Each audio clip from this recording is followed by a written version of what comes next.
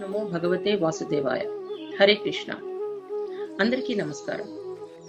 మానవత్వం, సామాజిక విలువలు, తల్లిదండ్రుల పట్ల ప్రేమ, అంకితభావం, దైవం పట్ల భక్తి, సాంప్రదాయ ఆచరణ మొదలగునవి నశించిపోతున్న ఈ ఆధునిక కలికాలంలో మన సనాతన ధర్మాన్ని రక్షించడం కోసం వేద విశేషాలు, పురాణాలు, రామాయణ మహాభారత సారాంశం, విష్ణుతత్వం, హైందవ సంస్కృతి సంప్రదాయాలను 10 మందికి పంచుతూ మన తర్వాత తరాలకు కూడా ఈ వేదామృతం చేరాలని మేము చేస్తున్న ఈ ప్రయత్నాన్ని ఆదరించండి. వీడియో మొత్తం చూసి మీ సందేహాలను, అభిప్రాయాలను కామెంట్స్ ద్వారా మాకు తెలియచేయండి. అలాగే ఈ వీడియోని 10 మందికి షేర్ చేయండి. హరే కృష్ణ. ఓం నమో భగవతే వాసుదేవాయ.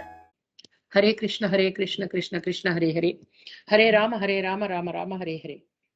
హరే కృష్ణ కృష్ణ కృష్ణ హరే హరే, హరే రామ రామ రామ హరే హరే. ఓం నమో భగవతే వాసుదేవాయ. అపసృష్ట్యాదిజన్యా ప్రథమమయి విభో గర్భదేశే దధుస్త్వాం యత్ర త్వయ్యేవ జీవా జలశయన హరే సంగతా ఐక్యమాపన్ తస్యాజస్య ప్రభో తే వినిహితమభవత్ పద్మమేకం హి నాభౌ దిక్పత్రం యత్కిలాహు కనకధరణి భృత్కర్ణికం లోకరూపం.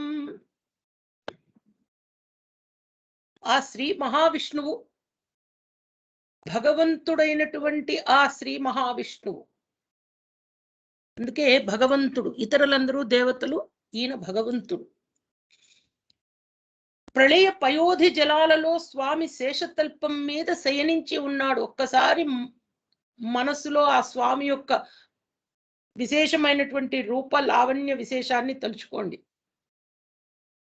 ఆ సమయంలో సమస్త జీవులు స్వామిలో లీనమై ఉన్నారు. అప్పుడు స్వామి నాభిమూలం నుండి జగత్ రూపంలో ఒక పద్మం ఆవిర్భవించగా దిక్కులన్నీ దాని పత్రాలు, మేరు పర్వతం దాని యొక్క బీజ కోశము, ఆ పద్మమునే లోక రూపంగా మనం భావిస్తాం. విష్ణుమూర్తి యొక్క నాభి నుంచి పద్మం ఉద్భవించింది అంటే,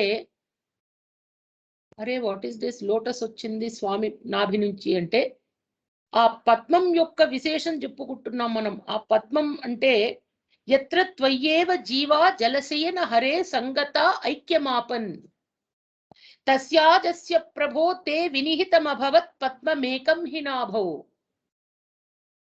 నాభిమూలం నుండి జగత్ రూపంలో ఒక పద్మం ఆవిర్భవించగా దిక్కులన్నీ కూడా దాని యొక్క పత్రాలట.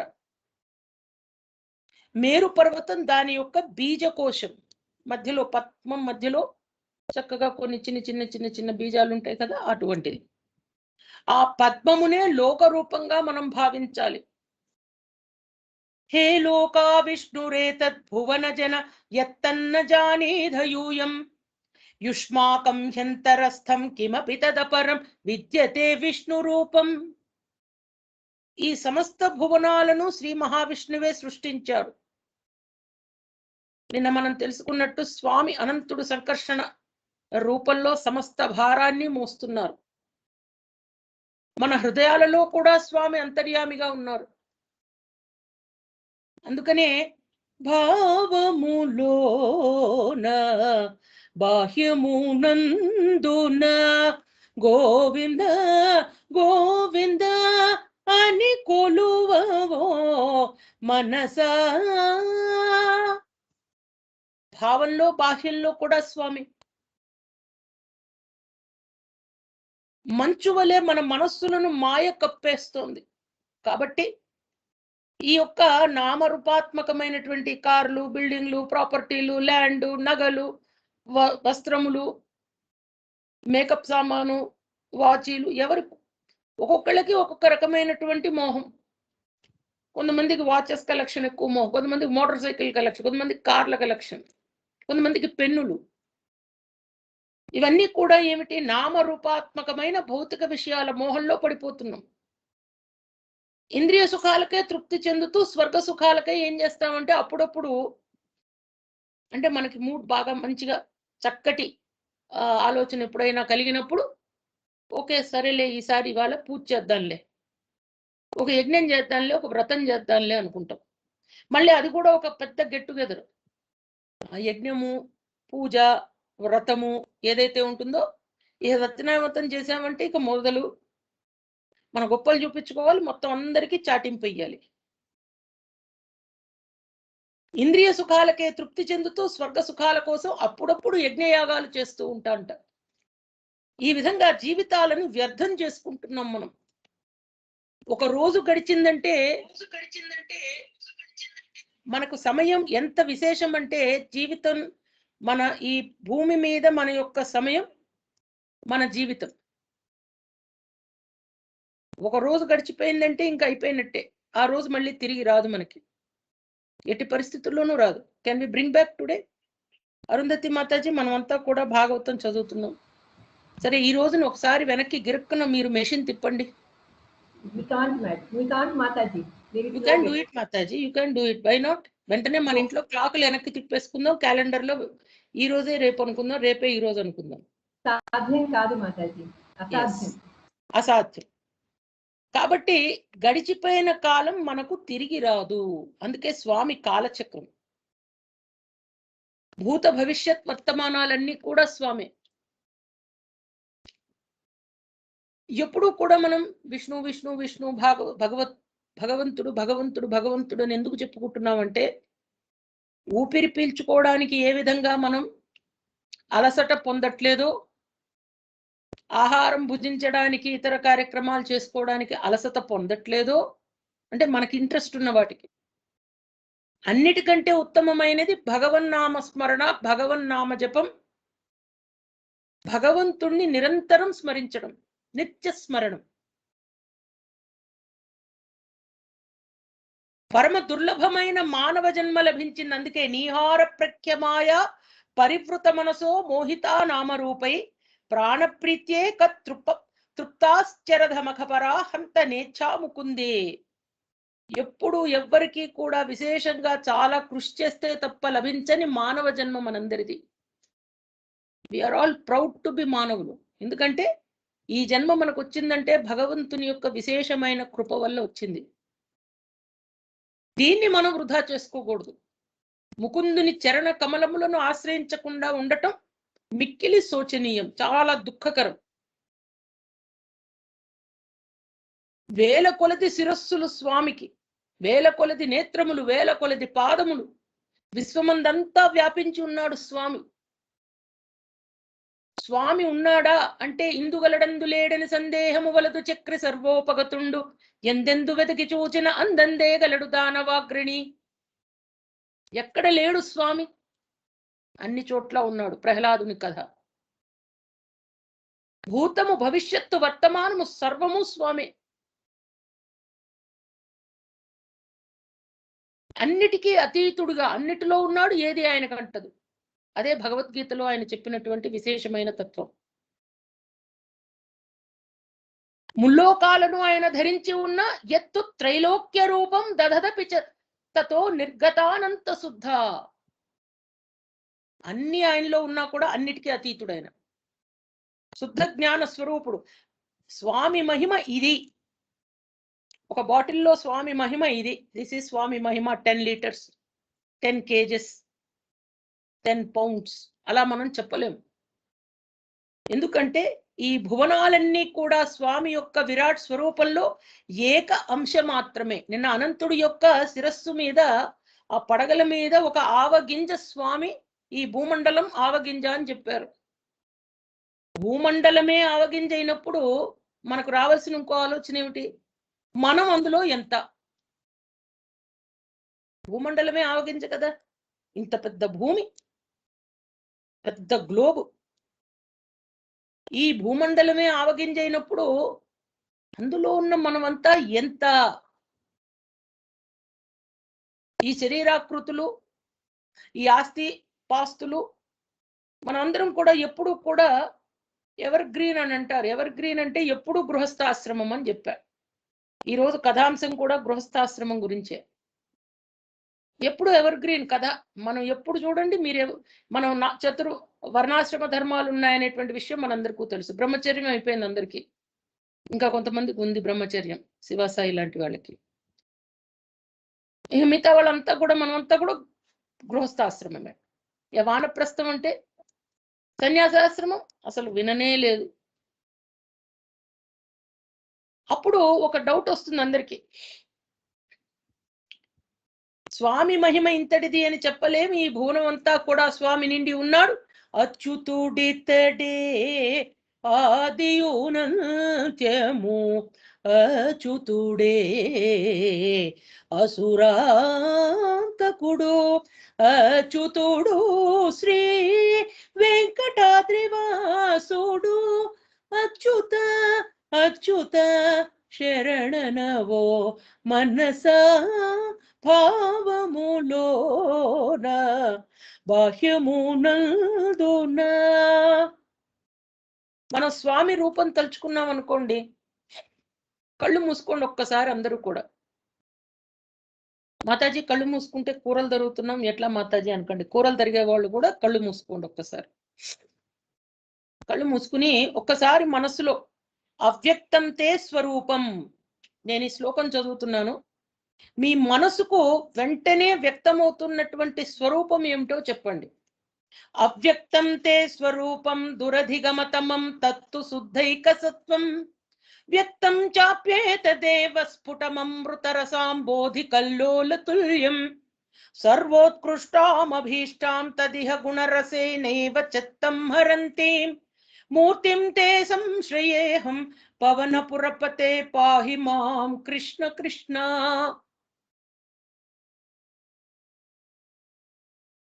అవ్యక్త స్వరూపం స్వామిది. ఆ శుద్ధ సత్వ సగుణమై వ్యక్తమై సులభంగా కనపడుతూ ఉంటుంది కొన్నిసార్లు. ఈ స్వరూపం చాలా స్పష్టంగా ఉండి మన యొక్క మనస్సు అనేటువంటి ఆ అమృత సాగరంలో అలలు సృష్టిస్తూ ఉంటుంది, ఆనందపు అలలు. మన మనస్సు అనేటువంటి సాగరంలో ఆనందపు అలలు వస్తూ ఉంటాయట స్వామి యొక్క రూపం తలుచుకుంటే. అందుకని ఉత్కృష్టమైనటువంటి మానవ జన్మని ఇష్టమైనటువంటి గుణముల మాధుర్యములచే మనస్సును హరించేటువంటి స్వామి యొక్క దివ్య తేజోమయ రూపం, సుందర రూపం, ఏడుకొండలవాడా చూడ చక్కని రేడా. ఆయన చూడటానికి ఎంతో చక్కగా ఉంటాడటండి. నల్లనివాడు పద్మనయనంబులవాడు కృపారసంబుపై అత్యద్భుతమైన సౌందర్యం స్వామిది. చూచిన వారికి చూచినంత పుణ్యం. అటువంటి స్వామి రూపాన్ని మనస్సులో ఇంకొకసారి స్మరించుకోండి అందరూ కూడా. ఎందుకంటే ఉత్కృష్టమైనటువంటి ఆ రూపం, దివ్యమైనటువంటి ఆ రూపం, తేజోమయమైనటువంటి ఆ రూపంని మించినటువంటి తత్వం ఇంకోటి లేదు. ఆ మహత్వము అనంతము. అన్నిటికంటే కూడా చూడండి, చతుర్వర్ణాలు ఉన్నాయి మనకు, బ్రాహ్మణ క్షత్రియ వైశ్య శూద్ర. బ్రాహ్మణులు ముఖం నుంచి, క్షత్రియులు బాహువుల నుంచి, వైశ్యులు ఉదరము నుంచి, శూద్రులు పాదముల నుంచి అని చెప్పారు. నిత్యం చిత్త స్థితం మే యోగీంద్రాణం త్వదంగేష్వధిక సుమధురం ముక్తి భాజా నివాసం. అన్ని అవయములలో కూడా స్వామికి పాదములు చాలా ప్రముఖమైన స్థానంట. యోగేంద్రులకు అవి పరమ ఆశ్రయాలు. మనం ఏవి పట్టుకోవాలనుకుంటున్నాం ఎప్పుడు కూడా పాదములు. ఎందుకంటే ముక్తిని పొందటం అంటే స్వామి పాదాలు చేరుకోవడం, స్వామి హృదయంలో వసించడం అనేది ఇంకా వేరే స్థితి. మనం ఐకాంతికత్వం చదువుకున్నాం. ఐకాంతికత్వం తెలుసుకున్నప్పుడు స్వామి యొక్క హృదయ కమలంలో వసించడం అనేటువంటిది, స్వామిని మన హృదయ కమలంలో వసింపజేసుకోవడం అనేటువంటిది చక్కటి ప్రక్రియది. కానీ దుర్లభమైనది, అంటే చాలా కష్టమైనది. పరమ భక్తులకు కోరిన కోర్కెలు తీర్చేటువంటి కల్పవృక్షము ఏదయ్యా అంటే స్వామి పాదాలే. ఆ రెండు పాదాలు అత్యద్భుతంగా పద్మముల వంటి లేత మధురిమలుగా ఉండేటువంటి ఆ పాదములు ఉంటాయి చూడండి. కృపాసాగర, నా తాపములన్నింటినీ పోగొట్టి నా పాపాలన్నింటినీ తొలగించి దయచేసి నీ పాదాల వద్ద నాకు ఆశ్రయము నీ తండ్రి. మనం కోరుకుంటోంది ఒకటే, స్వామిని మనని పాదాల దగ్గర చేరమని చెప్పుకుంటున్నాం, చేర్చుకోమని చెప్పుకుంటున్నాం. అటువంటి మహత్వమైనటువంటి ఆ పాదములను, దివ్యమైనటువంటి పాదములను స్మరించుకుని దివ్య లీలావతార గాథలన్నీ మనం తెలుసుకునేటువంటి అదృష్టం భగవంతుడు మనకిచ్చారు. ఆ ప్రక్రియలో భాగంగా మనమంతా కూడా వర్ణాశ్రమ ధర్మాలను పాటిస్తున్నాం. వర్ణాశ్రమ ధర్మాలు అంటే విశేషంగా మనం తెలుసుకోవాల్సింది 4 వర్ణాశ్రమాలు. ఒకటి బ్రహ్మచర్యం, రెండవది గృహస్థాశ్రమం, మూడవది వానప్రస్థం, నాలుగవది సన్యాసాశ్రమం. ఎవర్ గ్రీన్ అని ఎందుకన్నానంటే పదం ఎప్పుడూ కూడా మనం గృహస్థాశ్రమం. ఎవర్ గ్రీన్ ఎప్పుడు, ఎవర్ గృహస్థాశ్రమం. మనం మరణించే వరకు కూడా గృహస్థాశ్రమమే. అదే ఇక్కడ వర్ణాశ్రమ ధర్మాలను మనం దాటుతున్నాము, దాన్ని దాటవేసి మనము మోహానికి లోనై దాటవేస్తున్నాము అనే దానికి ప్రతీక అది. ఆలోచించండి, నిజంగానే అసలు వర్ణాశ్రమ ధర్మాలను ఎక్కడ ఆచరిస్తున్నాం? ఒక ప్రశ్న వేస్తా. అరిషట్ వర్గాలు అని అనుకుంటూ ఉంటాం మనం ఎప్పుడు కూడా. అరిషట్ వర్గాలు 6 వికారాలని చెప్తూ ఉంటాం, దుర్గుణాలు. కామ, క్రోధ, లోభ, మోహ, మదమాత్సర్యాలు. ఒక్కొక్క దానికి డిఫరెన్స్ తెలుసా ఎవరికైనా? ఎందుకంటే గృహస్థాశ్రమ ధర్మానికి ఇవి చాలా ఇంపార్టెంట్. కామం అంటే ఏమిటి, క్రోధం అంటే ఏమిటి, లోభం అంటే ఏమిటి, మోహం అంటే ఏమిటి, మదం అంటే ఏమిటి, మాత్సర్యం అంటే ఏమిటి? ఎర్లియర్ సెషన్స్ లో కూడా మనం చెప్పుకోవడం జరిగింది, బట్ స్టిల్ ఇంకోసారి పునశ్చరణ. కామ, క్రోధ, లోభ, మోహ, మద, మాత్సర్యాలంటే అన్ని 6 కూడా చెప్పగలిగిన వారు మాత్రమే హ్యాండ్ రైజ్ చేయండి. తలా ఒకటి చెప్పడానికి ఒప్పుకోను, మినిమం 3 చెప్పాలి. కామ, క్రోధ, లోభ, మోహ, మద, మాత్సర్యము 3 మినిమం చెప్పేటట్టయితేనే. ఎస్ మాతాజీ, అరుంధతి మాతాజీ చెప్పండి. కామం అంటే కోరిక మాతాజీ. ఎస్. క్రోధం కోపము, కామ, క్రోధం, మోహము కూడా ఒక కోరికనే మాతాజీ. అదే డిఫరెన్స్ ఏమిటి? కామమునకు, మోహమునకు, తర్వాత మీరు అనేటువంటి కామమునకు తేడా ఏమిటి? There should be some difference కదా. లేకపోతే ఒకటే పదం 10 సార్లు రిపీట్ చేయరు కదా. కరెక్ట్ మాతాజీ. కామం బేసికలీ ఐ మీన్ అవినీతిగా కూడా చేయడం. Yes, very good, that is correct. అది కామము, క్రోధం, మోహము. మదము అంటే యాక్చువల్గా కొవ్వు, ఐ మీన్ నేను అహంకారం. ఓకే. కామ, క్రోధం, మోహం, మదం, మాత్సర్యము, లోభ అంటే పిసినారితనం, అది whatever it is. Yes. And మాత్సర్యము, ఐఎమ్ నాట్ వెరీ ష్యూర్ మాతాజీ. ఇప్పుడు మీ దగ్గర ఒక మంచి వస్తువు ఉంది, లేదా మా హస్బెండ్ హోండా సివిక్ కార్ ఉంది, అది చూసి మీరు అబ్బా ఈర్ష్య పొందుతూ ఉంటారు. దట్ ఈస్ మాత్సర్యం. ధన్యవాదాలు తల్లి. అరిషడ్ వర్గములు అనేటువంటి దాని గురించి మొట్టమొదట అర్థం చేసుకుంటే, ఈరోజు సబ్జెక్ట్ గృహస్థాశ్రమ ధర్మము. గృహస్థాశ్రమ ధర్మంలో మనం చేసేటువంటి తప్పులు, గృహస్థాశ్రమ ధర్మం ద్వారా మోక్షం సాధించవచ్చా? ఎట్లా అవుతుంది మాతాజీ? అందరం ఫ్యామిలీస్ ఉన్నాయి, ఫ్యామిలీస్ లో ప్రాబ్లమ్స్ ఉంటాయి. జోషిత్ గుంటూరు మాతాజీ అంటారు నాతో, ఏమిటంటే ఆడబిడ్డలు ఉంటారు. వనజ మాతాజీ అంటారు అల్లుళ్ళు ఉన్నారు, వాళ్ళతో ఎట్లా లడాయి, ఎట్లా ముందుకెళ్ళాలి, జీవితాన్ని ఎట్లా ముందుకు తీసుకెళ్ళాలి, చుట్టుపక్కల ఏం జరుగుతోంది, ఇంత యావిగేషన్స్ మనకి. సో వీటిల్లోంచి బయటపడటం ఎట్లా? చదవడం బాగానే ఉంటుంది మాతాజీ, 1 గంట సేపు 2 గంటలు వింటాం. శ్రీనివాస్ ప్రభు, అమర్ ప్రభు, ఆ బాపు విశ్వనాథుల డైరెక్షన్లో ఆ విధంగా కొన్ని వీడియోలు తయారు చేసుకుంటాం. జోషిత్ మాతాజీ అట్లా పాపం వాటిని అప్లోడ్ చేస్తారు, మంజునాథ్ ప్రభు ఏదో చెప్తారు. కానీ ఇదంతా సరే మాతాజీ, అసలు జీవితంలోకి వచ్చేటప్పటికి గృహస్థాశ్రమ ధర్మంలో మనం ఎట్లా చేయగలం? మొట్టమొదటిది కామము. ధర్మ విరుద్ధమైన కోరికలతో కామము అంటే ధర్మ విరుద్ధమైన కోరిక. ఎప్పుడైతే ధర్మానికి విరుద్ధమైనటువంటి కోరిక కలుగుతుందో అది కామము. ప్రతి కోరిక కామం కాదు. అందుకే there is subtle difference in these phrases. ఒక్కొక్క దానికి కొంచెం లిటిల్ డిఫరెన్స్ ఉంది వాటికి. మొట్టమొదటిది కామము అంటే ధర్మ విరుద్ధమైన కోరిక. అంటే కంటికి నచ్చిన ఆడదాని కోసం వెంపర్లాడటం, ధనమానాలు మనుషులకు పోగొడతాం, ఏదో ఇష్టమైన అటువంటివన్నీ, జూదము, వ్యసనము, తత్సంబంధమైన కార్యక్రమాలు. రెండవది క్రోధం. ఈ కామము ధర్మ విరుద్ధమైన కోరిక ఎప్పుడైతే ఏర్పడుతుందో అప్పుడు మనిషికి ఏమొస్తుంది? అది చిక్కకపోతే కోపం వస్తుంది.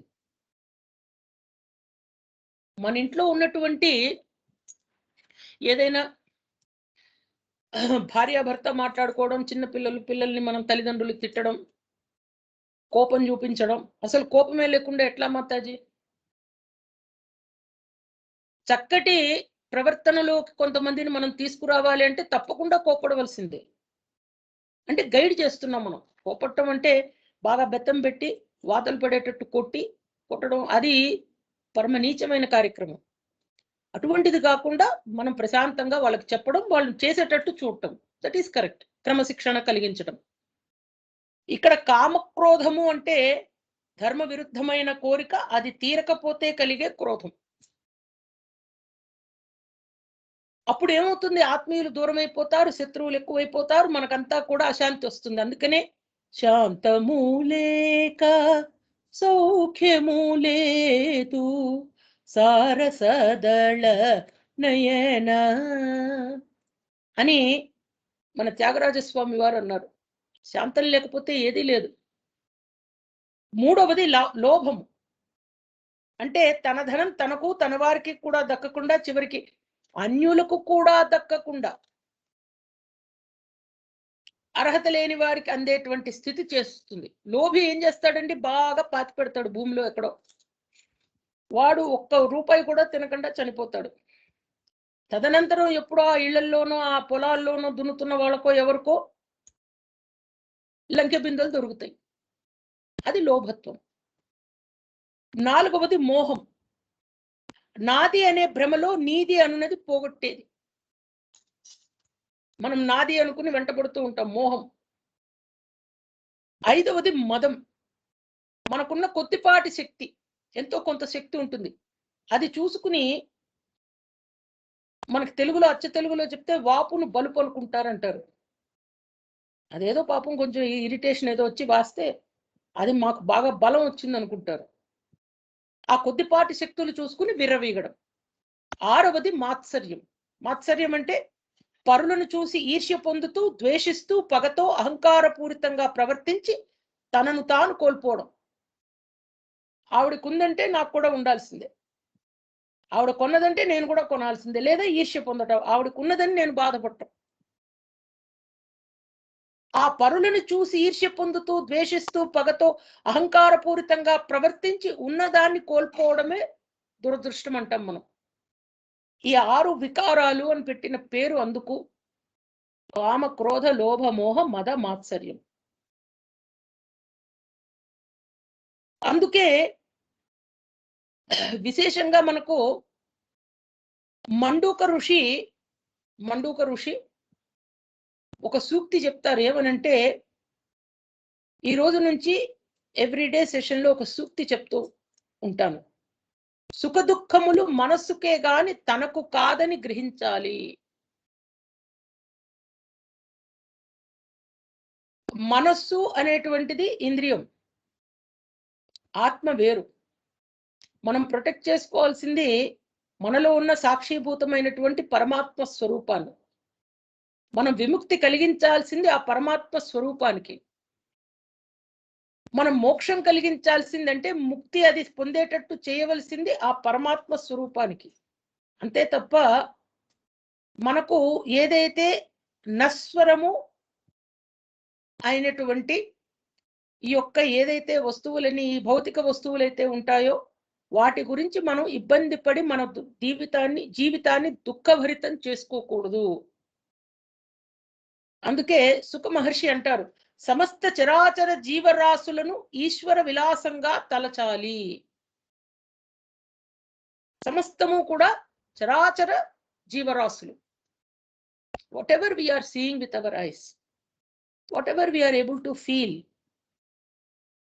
ఏదైతే మనం దర్శించగలుగుతున్నామో, ఏదైతే మనం శ్రవణం చేయగలుగుతున్నామో, ఏదైతే మనం గ్రహించగలుగుతున్నామో, దేన్నైతే మనం ఆనందింపగలుగుతున్నామో, సమస్తము కూడా ఈశ్వర విలాసము.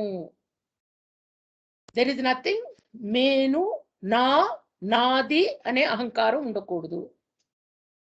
ఏది నాది కాదు, సమస్తము స్వామిదే. మాతాజీ ఇలా అనుకుంటే మరి గృహస్థ ఆశ్రమంలో అంతా కూడా అందరిది అని అనుకుంటే మన ఇళ్ళు, వాకిళ్ళు, పిల్లలు ఏమిటి పరిస్థితి? Absolutely valid question. గృహస్థయే తాం పదవీం విధినాయేన చాంజసా యాతి తే వరుషే బ్రూహి ఆదృశో గృహమూఢది. ఒకనాడు ధర్మరాజుకు నారదునికి సంవాదం జరిగిందట. ధర్మరాజు అడుగుతున్నాడు నారద మహర్షిని, గృహాసక్తులైన మా వంటి గృహస్థులు సులభంగా ఏ విధానం ద్వారా స్వామిని చేరుకోవచ్చు అంటే, అప్పుడు నారదుల వారు అంటున్నారు, గృహేష్వస్థితో రాజన్ క్రియా కుర్వన్ గృహోచిత వాసుదేవార్పణం సాక్షాత్ ఉపాసీత మహాముని. మహారాజా, గృహస్థాశ్రమానికి చెందిన మానవులు తమ తమ గార్హస్థ్య ధర్మాలు ఆచరించుచుండవలెను. వాటిని సాక్షాత్తుగా భగవంతునికే సమర్పిస్తూ ఉండాలి. Are we all doing it? First question అది. ఏదైతే మనం చేస్తున్నామో గృహస్థాశ్రమంలో ధర్మాలన్నీ కృష్ణార్పణం, జగన్నాథార్పణం, స్వామి నీ పాదాలకు అని మనం చేయగలుగుతున్నామా? చేస్తున్న వారు ఎవరైనా మహానుభావులు ఉంటే వారు మాత్రం హ్యాండ్ రైజ్ చేయండి.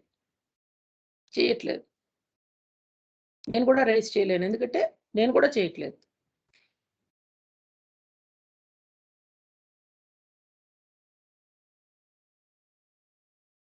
గృహస్థుడు సమయానుసారం విరాగులతో కూడి ఉండవలెను.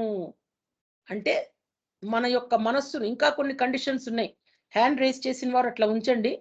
ఈ కండిషన్స్ అన్ని అయిన తర్వాత ఎన్ని హ్యాండ్స్ రైజ్ అయి ఉంటాయో చూస్తాను. గృహేష్వస్థితో రాజన్ క్రియా కుర్వన్ గృహోచితా వాసుదేవార్పణం సాక్షాత్ ఉపాసీత మహాముని. ఒక సందర్భంలో స్థితప్రజ్ఞత అనేటువంటి లక్షణం ఎక్కువ ఉంది, మనకి ఉండాలి. ఎప్పుడైతే మన తల్లిదండ్రులు, మన బంధువులు, స్నేహితులు వాళ్ళు ఇబ్బందికర పరిస్థితుల్లో ఉన్న, రోగగ్రస్తులైనా, వ్యాధిగ్రస్తులైనా, జబ్బుతో ఉన్నా మనం ఏం చేస్తామంటే పానిక్ అయిపోతాం. బాగా చాలా హడావిడి అయిపోతుంది మనకి. మనం అర్థం చేసుకోవాల్సింది ఏమిటంటే, కానున్నది కాకమానదు, జరగవలసిన దాన్ని ఎవరూ ఆపలేరు. అట్లా అని వైరాగ్యం చూపించి మన బాధ్యత నుంచి వెనక్కి వెళ్ళమని కాదు. నిరంతరం అదే విషయం స్మరించే బదులు భగవన్నామ స్మరణ చేయడం. ఎందుకంటే వారికి ఆ పరిస్థితుల్లో సహాయం చేయవలసింది ఎవరు? భగవంతుడు మాత్రమే. ఏదో యాక్సిడెంట్ అవ్వచ్చు, ఇబ్బంది అవ్వచ్చు, నష్టం రావచ్చు, వ్యాపారంలో పోవచ్చు, ఉద్యోగమే పోవచ్చు. Covid times, they are very bad times. ఉద్యోగాలు కూడా పోతున్నాయి చాలా మందికి. Anything may happen. Business down అయిపోవచ్చు. ఏది జరిగినా కూడా మన నిశ్చల స్థితి ఎలా ఉంచుకోవాలి అనేది చెప్పడం జరుగుతోంది.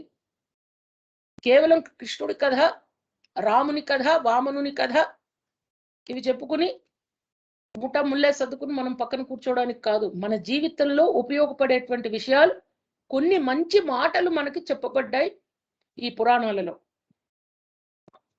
నారదుల వారు అంటున్నారు, ఎవరైనా సరే వారి గార్హస్థ్య ధర్మాలు ఆచరించాలి. అసలు గార్హస్థ్య ధర్మం అంటే ఏమిటి చెప్తారు.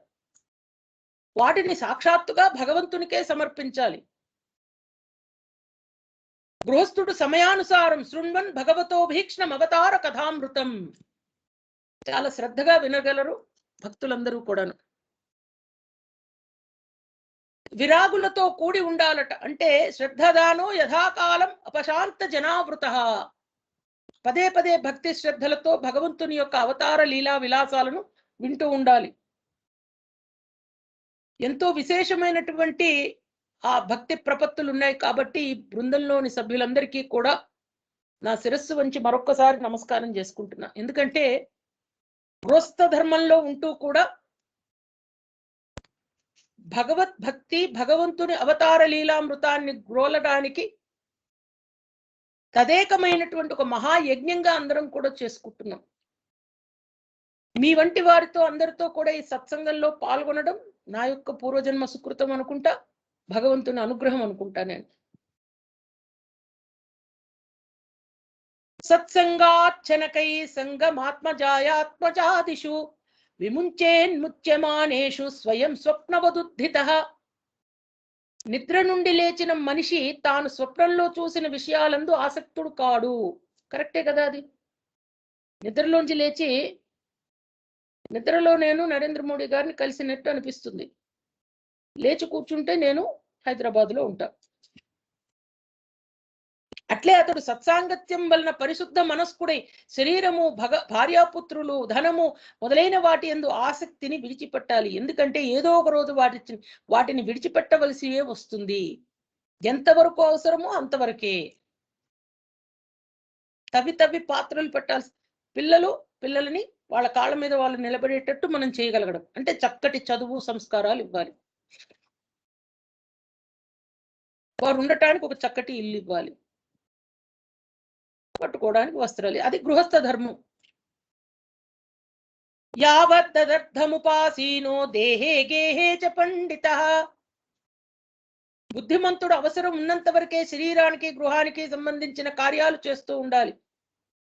అతడు ఆంతరంగికంగా నిరాసక్తుడైన, బయటికి ఆసక్తి ఉన్న సామాన్య మానవుని వలె ప్రవర్తించాలి. మనం ఏం చేస్తున్నాం? ఆంతరంగికంగాను మరియు బాహ్యంగా కూడా బాగా ఇన్వాల్వ్ అయిపోతున్నాం. ఫెవిస్టిక్ ఉంటుంది చూడండి, అలా. ఇక్కడ ఫెవిస్టిక్ ఎఫెక్ట్ ఉండకూడదు. ఇది ఈ విధంగా స్థిరంగా ఉండాలి. ఇది పని చేసుకుంటూ వెడుతూ ఉండాలి. ఈ ఆంతరంగికంగా మనకు ఎప్పుడూ కూడా తెలుస్తూ ఉండాలి, దిస్ ఈజ్ నాట్ పర్మనెంట్. అది తెలుసు మాతాజీ. ఎప్పుడప్పుడు ఈ ఆస్తిపాస్తులన్నీ వదిలేసి వెళ్ళిపోతాం. తెలిసినప్పుడు ఈ కామాటం అనవసరంగా. కామాటం, ఆరాటం, పోరాటం, మన 3 టమ్మీస్ ఉన్నాయి కదా. ఆంతరంగికంగా నిరాసక్తుడైన, బయటికి ఆసక్తి ఉన్న సామాన్య మానవుని వలె ఉండాలి. జ్ఞాతయ పితరో పుత్రో భ్రాతర సుహృదోపరే. తల్లిదండ్రులు, సోదరులు, పుత్రులు, బంధుమిత్రులు మొదలైన వారు చెప్పిన విషయాలు, అంశాలు విని ఎట్టి మమకారం లేకుండా వాటిని ఆమోదించాలి. బుద్ధిమంతుడు వర్షం ద్వారా లభ్యమైన ఆహార పదార్థాలను చూడండి, మళ్ళీ చెప్తున్నా నేను. దివ్యం భౌమం చాంతరిక్షం విత్తమచ్యుత నిర్మితం. మాంసభక్షణం గురించి మళ్ళీ. వర్షం ద్వారా లభించినటువంటి ఆహార పదార్థాన్ని మాత్రమే స్వీకరించాలి. ఇది భగవంతుని మాట. పృథ్వీ నుండి ఉత్పన్నమైన బంగారము మొదలైన ఖనిజాలను, అకస్మాత్తుగా లభించిన ద్రవ్యము మున్నగు వాటిని భగవంతునికే ఇయ్యబడినవని తెలుసుకోవాలి. మనం ఏం చేస్తున్నాం? భగవంతుడు ఇచ్చాడు, బానే ఉంది, మనం బాగా పేర్చుకుందాం. అందుకనే బంగారంలో కలిపురుషుడు ఉన్నాడు. పరీక్షిత్ మహారాజు గారు 4 ప్రదేశాల్లో ఉండమని ఇంకో 5వ ప్రదేశం బంగారం కూడా పెడతాడు ఆయన. Gold biscuits, gold. ప్రారబ్ధానుసారం లభించిన వాటిని అనుభవిస్తూ ఉండాలి. వాటిని ఎన్నడూ కూడబెట్టకుండా సత్పురుషుల సేవలు మొదలైన కార్యములందు వినియోగించాలి. ఇది ఎంతమంది చేస్తున్నాం? హ్యాండ్ రైస్ చేసిన వారు చెప్పండి. తత్సర్వముపభుంజాన ఏతత్ కుర్యాత్ స్వతో బుధ. పేర్చకూడదు, పంచిపెట్టాలి. మన ఆస్తులు ఎవరికన్నా పంచిపెట్టాము, సంపదని. అంటే యావత్ ప్రియేత జఠరం తావత్ సత్వం హి దేహిన. మా మాతాజీ ఏదో తీసి అంత పంచిపెట్టేయమంటున్నారు మాతాజీ, చాలా కష్టం మాతాజీ. ఆయన అన్న మాటలు ఒకసారి జ్ఞప్తికి తెచ్చుకోండి.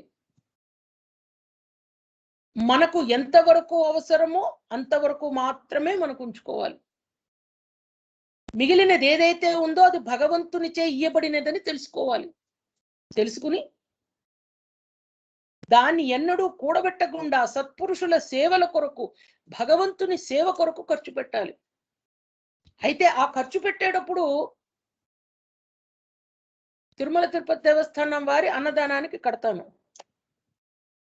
కట్టినప్పుడు స్వామి నాకు ఈ పని చేసి పెట్టి నేను అన్నదానానికి డబ్బు కడతాను, లేదా హుండీలో వేస్తా.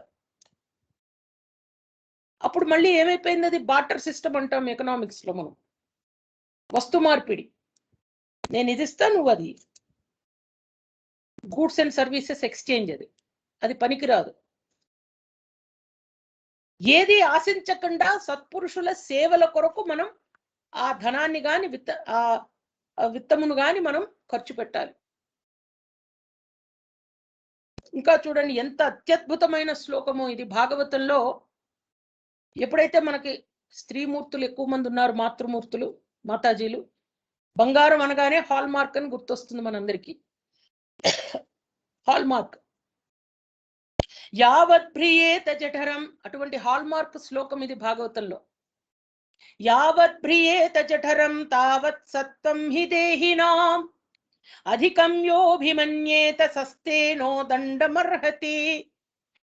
ఎంతటి సంపదతో తన పొట్ట నిండగలదో అంతటి సంపద పైననే ఆ వ్యక్తికి అధికారం ఉండును.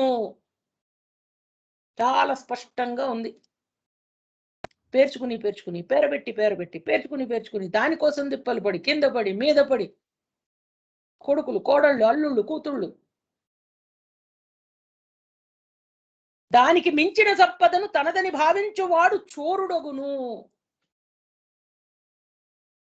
అప్పుడు ఒక క్వశ్చన్ రావాలి, అందుకు ఆ వ్యక్తి శిక్షార్హుడు కాగలడు. నరకము, ఏ నరకానికి ఏ పాపము, ఏ పాపానికి ఏ నరకము అనే దాంట్లో ఏం చేయలేదు మాతాజీ, మేము వ్యాపారం చేసుకున్నాం, చక్కగా ఉంది, అయినా కూడా వచ్చి నరకంలో కూర్చున్నాం. ఎందుకు? వై, ఎపిడి, హౌ? ఇదివరకు ఒక అమృతాంజన్ అడ్వర్టైజ్మెంట్ వచ్చేది. పాపం ఈ మధ్య అమృతాంజన్ కంపెనీ చాలా మంచి కంపెనీ, పాపం వారు అసలు అడ్వర్టైజ్మెంట్సే లేవు, ఏవో ప్రోడక్ట్స్ కనపడుతున్నాయి. చలిగొచ్చి పోయి పోచ్చే, గాన్, ఇట్స్ గాన్ అని చెప్తారు. ఆ నొప్పి పోవడం అనమాట. నరకానికి వెళ్ళిన తర్వాత కూర్చుని అందరూ డిస్కస్ చేసుకుంటాం, అసలు ఏం తప్పు చేయలేదు నేను, అసలు నరకానికి ఎందుకు వచ్చానని. ఈ శ్లోకం దానికి ప్రధానమైనది. ఎంతటి సంపదతో తన పొట్ట నిండగలదో, తన పొట్ట అంటే మొత్తం కుటుంబం. మాతాజీ మన స్టైల్ ఆఫ్ లివింగ్ బట్టి, వే ఆఫ్ లివింగ్ బట్టి కదా మనకు వచ్చేటువంటి ఖర్చులు. ఓకే ఫైన్, దానికి కూడా క్యాలిక్యులేట్ చేసుకోండి. స్విస్ బ్యాంకుల్లో కూడబెట్టినా, ఇక్కడ బ్యాంకుల్లో కూడబెట్టినా, పక్కన కూడబెట్టినా, ఎక్కడ కూడబెట్టినా 10 మంది జనాలకు ఉపయోగపడాల్సిన సంపద కొద్ది మంది దగ్గర ఉంటుంది. am I right or wrong, Arundhati Mataji? Right Mataji. So that is the difference. తిండికి ఆహారం లేకుండా చాలా మంది, తినడానికి తిండి, కట్టుకోవడానికి బట్ట, ఉండటానికి ఇల్లు లేనటువంటి కొన్ని వందల వేల కోట్ల కుటుంబాలు ఉన్నాయి. అయ్యాషి అంటారు, అంటే ఉత్తగా డబ్బు ఖర్చు పెట్టడం. హిందీలో అయ్యాషి అంటాం. ఉంది కదా అని దుబారా చేయడం. కానీ సనాతన ధర్మాన్ని నమ్ముకున్నటువంటి మనమే పాటించాలా మాతాజీ, మిగతా వారు కదా. మనం చూసుకుందాం, మిగతా వారి సంగతి పక్కన పెడదాం. ఎందుకంటే ఎవరి పాపం వాళ్ళదే. ఎంతటి సంపదతో తన పొట్ట నిండగలదో అంతటి సంపద పైన ఆ వ్యక్తికి అధికారం ఉండును. అంటే he is authorized to use that money. దానికి మించిన సంపదను తనదని భావించువాడు చోరుడు అగును, దొంగ. అందుకు ఆ వ్యక్తి శిక్షార్హుడు కాగలడు. అక్కడ కూడా చెప్పేస్తున్నాడు, దండమర్హతి, అతనికి శిక్ష వేస్తాను.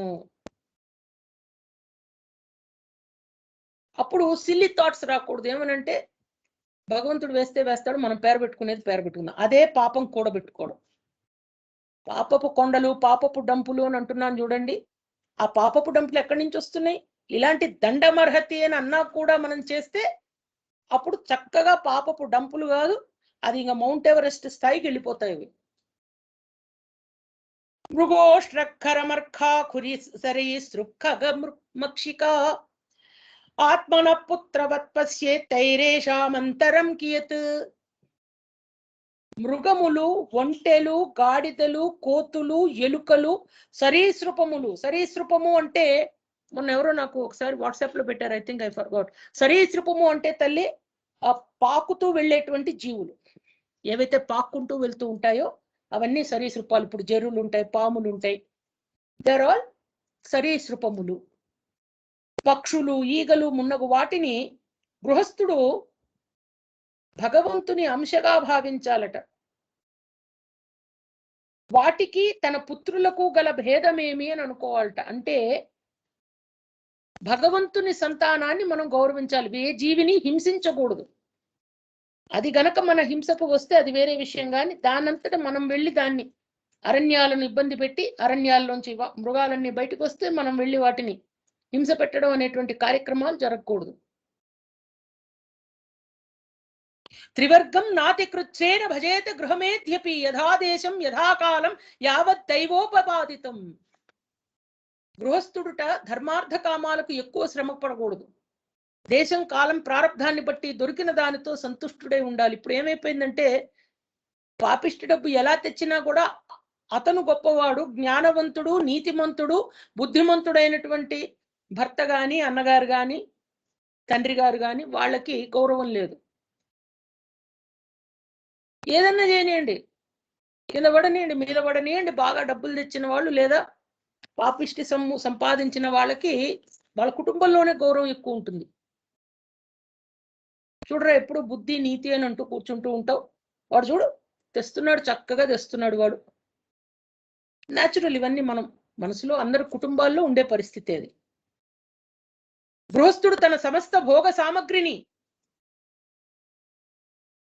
అందరితోనూ పంచుకునేటువంటి స్థితిలో ఉండాలట. ఈ కాలంలో కొంతమంది పిల్లలు ఉంటారు, అసలు చిన్న పేపర్ ముక్క కూడా ఇతర పిల్లలకి ఇవ్వరు. ట్రైనింగ్ అది, పిల్లలు ట్రైనింగ్ తల్లిదండ్రులు ఇస్తారు. షేర్ చేసుకుంటే వచ్చే ఎంజాయ్మెంట్, ఆ హ్యాపీనెస్ వేరుంటుంది. చక్కగా ఇంకోళ్ళతో పంచుకోవడం, వాళ్ళు మనతో ఆడుకోవడం, చక్కగా పంచుకుని వస్తువులు వాడుకోవడం. మానవుడు తన భార్య కొరకై తన ప్రాణములను కూడా త్యజించడానికి సిద్ధపడతాడు. ఒక్కొక్కసారి తన తల్లిదండ్రులను, గురువును కూడా ఆమె కొరకై హతమారుస్తాడు. ఇది భాగవతంలో కొన్ని వేల సంవత్సరాల క్రితం చెప్పబడింది. కలియుగంలో ఇట్లా జరుగుతుందని. జహ్యాద్య రగ్ధే స్వప్రాణాన్ హన్యాద్వా పితరం గురుం తస్మాం స్వత్వం స్త్రియాం జహ్వా జ్వస్తేన హెజితోజితః. అంటే ఒక స్త్రీ కొరకు తల్లిదండ్రులను, గురువును, అందరినీ కూడా హతమార్చే స్టేజ్కి వెళ్ళిపోతాడట మానవుడు.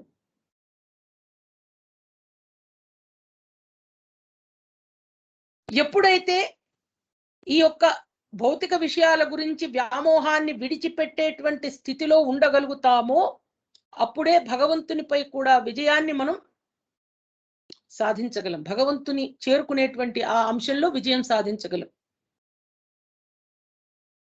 మనం అందరం ఆలోచించవలసింది రెండు విషయాలు.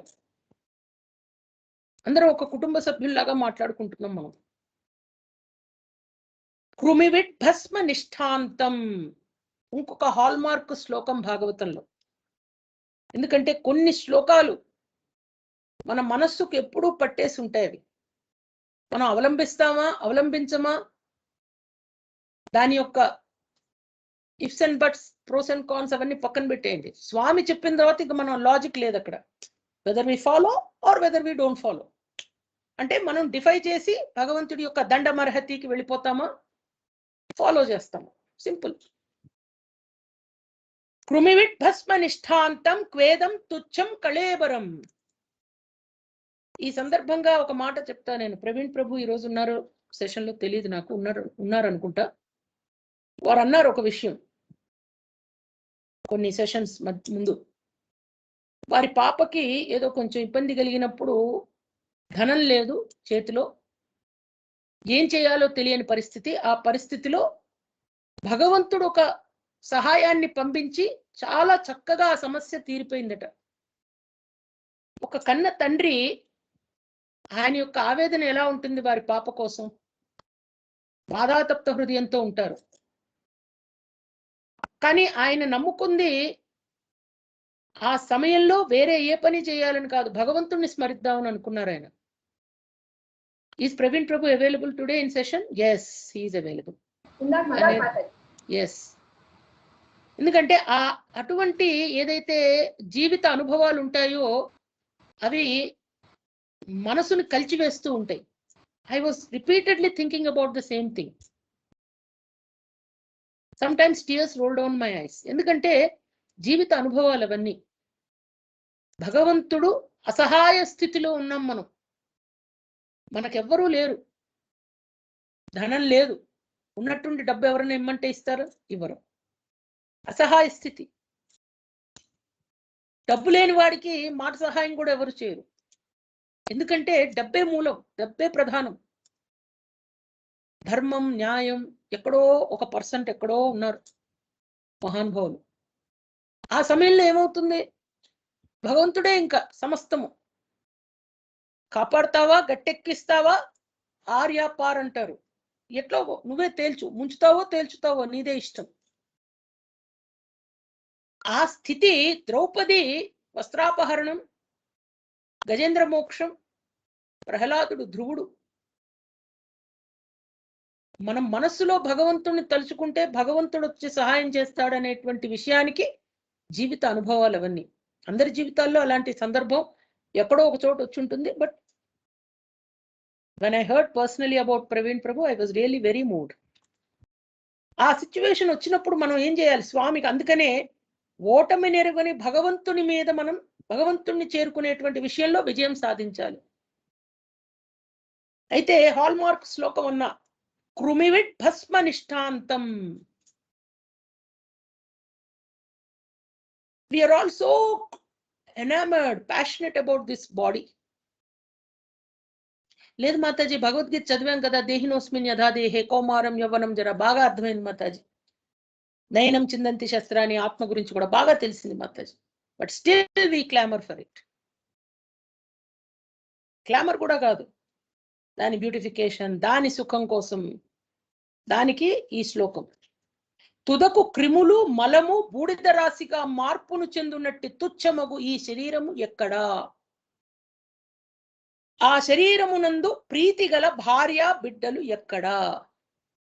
ఆకాశము వెలే వీటన్నిటికీ అతీతమైన ఆత్మ ఎక్కడా? ఆత్మ శరీరం కంటే, ప్రేమాస్పదులకు భార్యాపుత్రుల కంటే అతీతమైనది. గృహస్థు అంటే కేవలం భర్తే కాదు, భార్య కూడా. మనందరం కూడా గృహస్థాశ్రమంలో ఉన్నాం. గృహస్థు గృహస్థు అని చెప్తుంటే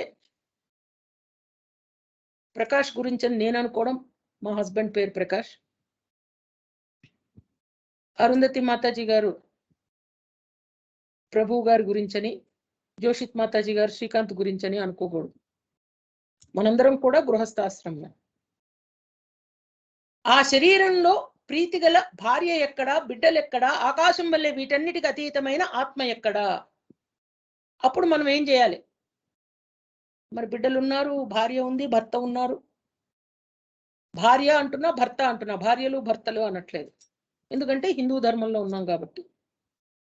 సిద్ధైర్విజ్ఞాన విశిష్టార్థై కల్పయేద్వృత్తిమానత్మనః. గృహస్థుడు తన ప్రారబ్ధం మేరకు ప్రాప్తించిన ఆహార పదార్థాలను పంచయజ్ఞములకు వినియోగించిన పిదప మిగిలిన దానితో తన జీవితాన్ని గడపవలెను. మాటి మాటికి ఉన్నదాంతోనే అడ్జస్ట్ అవ్వమంటున్నాడు. పాపపు సొమ్ము కూడబెట్టద్దు అంటున్నాడు. ఎంత అవసరమో అంతే ఉంచండి. కొంత సొమ్ముని దాన ధర్మాలు, సేవలు, భగవత్ సేవా కార్యక్రమాల్లో వినియోగించమంటున్నాడు ఆయన. తన ప్రారబ్ధం మేరకు ప్రాప్తించిన ఆహార పదార్థాలను పంచయజ్ఞాలకు, అంతేకాని ప్రాజ్ఞుడు దేనిపైన ఇది నాది అనే భావం కలిగి ఉండరాదు. This is mine. అప్పుడు అతనికి సత్పురుషులు పొందు పదవి లభింపగలదు. గృహస్థుడు తన వర్ణాశ్రమ ధర్మాల ద్వారా ప్రాప్తించిన సంపదతో ప్రతిదినము దేవతలు, ఋషులు, మనుష్యులు, ప్రాణులు, పితృగణములు, ఇతర ప్రాణులను మొదలగు వాటిని తృప్తిపరచుట ద్వారా ఆరాధింపవలెను. అట్లే తన ఆత్మను కూడా సేవింపవలెను. మనందరం ఏం చేస్తున్నామంటే రోజు ఒక మెకానికల్ లైఫ్ అలవాటు అయిపోయింది. పొద్దున్న లేవడం,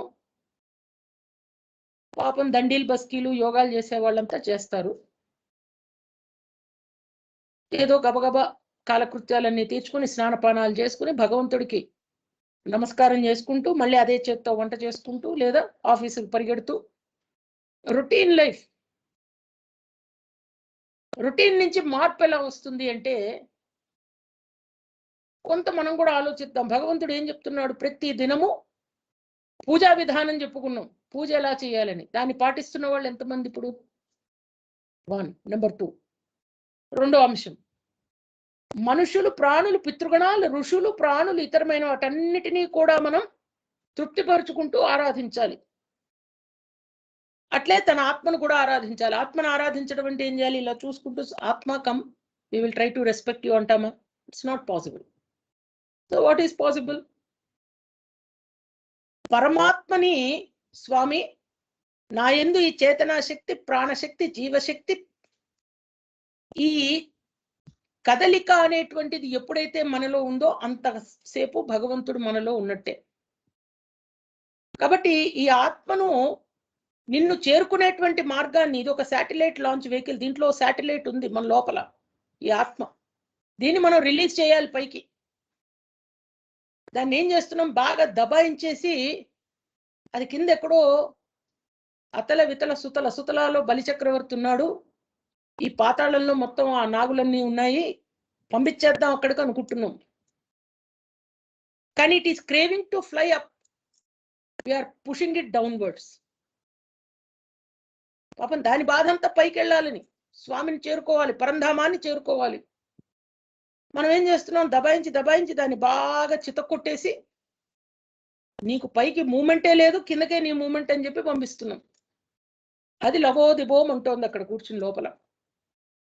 బాబోయ్ వినండ్రా బాబు అని అంటోంది. ఆ వినే పరిస్థితి మనకు లేదు, తెలుసుకునే జ్ఞానం లేదు. తెలిసినా తెలియనట్టు నటిస్తాం. అర్హ్యాత్మనోధికారాజ్య సర్వా సూర్యజ్ఞ సంపద. గృహస్థుడు తన యోగ్యతను అనుసరించి యజ్ఞాలకు అవసరమైన వస్తువులన్నింటినీ సమకూర్చుకొని సకల యజ్ఞాలకు, యజ్ఞం అంటే కూర్చుని బ్రహ్మాండంగా హాం హూం అని యజ్ఞం కాదు, స్వామి నామజపం, చక్కటి పూజలు, చక్కటి దాన ధర్మాలు, చిన్న కార్యక్రమం చేసినా కూడా మహాయజ్ఞం అది. ఎందుకంటే శ్రద్ధతో చేస్తున్నాం కాబట్టి. బ్రాహ్మణుని ముఖం ద్వారా అర్పింపబడిన హవిష్యాన్నంతో తృప్తిపడినంతగా అగ్ని ద్వారా సమర్పించిన హవిస్సు, ఆ హవిస్సు ద్వారా పరమాత్మ సంతృప్తి పడతాడు. చాలా మంది, ఐ థింక్ సందపూడి పద్మ మాతాజీ వాళ్ళు ఉన్నారో లేదో, నన్ను ప్రశ్న అడిగారు, ఎవరికి ఇవ్వాలి దానం? ఫస్ట్ ప్రిఫరెన్స్ బ్రాహ్మణులకి. దానికి ప్రమాణం ఏమిటి అంటే బేస్ ఏమిటి? తస్మాత్ బ్రాహ్మణ దేవేషు మర్త్యాదిషు యథార్హతః తైస్త్రైకై కామైర్వజస్వైనం క్షేత్రజ్ఞం బ్రాహ్మణానును. బ్రాహ్మణులు, దేవతలు, మనుష్యులు మొదలగు ప్రాణులు యందు అంతర్యామి రూపంలో విరాజిల్లుతున్న భగవంతుని యథాయోగ్యంగా మనమంతా కూడా పూజించాలి. వీరిలో బ్రాహ్మణులే ముఖ్యులు. అయితే ధనం ఉంటే ఏం చేయాలి మనం అంటే, భాద్రపద మాసమునందలి కృష్ణ పక్షంలో తన తల్లిదండ్రులకు, అట్లే ఇతర బంధువులకు, ఈ పితామహులు మాతామహులకు ఈ యొక్క మహాలయ శ్రాద్ధమును ఆచరించడం విశేషంగా అందరూ చెయ్యాలి. ఇది చెప్తున్నది నారద మహర్షి ధర్మరాజుతో. దీన్ని సుఖ మహర్షి పరీక్షిత్తుతో, సూతభావము శౌనకులతో చెప్తూ ఉండగా ఈ సత్సంగంలో మనమంతా కూడా దీన్ని అవగాహన చేసుకుంటున్నాం. చంద్రాదిత్యోపరాగే చ ద్వాదశ్రీ శ్రవణేషు చ తృతీయాయాం శుక్లపక్షే నవమ్యామధ కార్తికే. ఇది కాకుండా మనందరం కూడా గృహస్థాశ్రమంలో పాటించవలసిన ధర్మములు,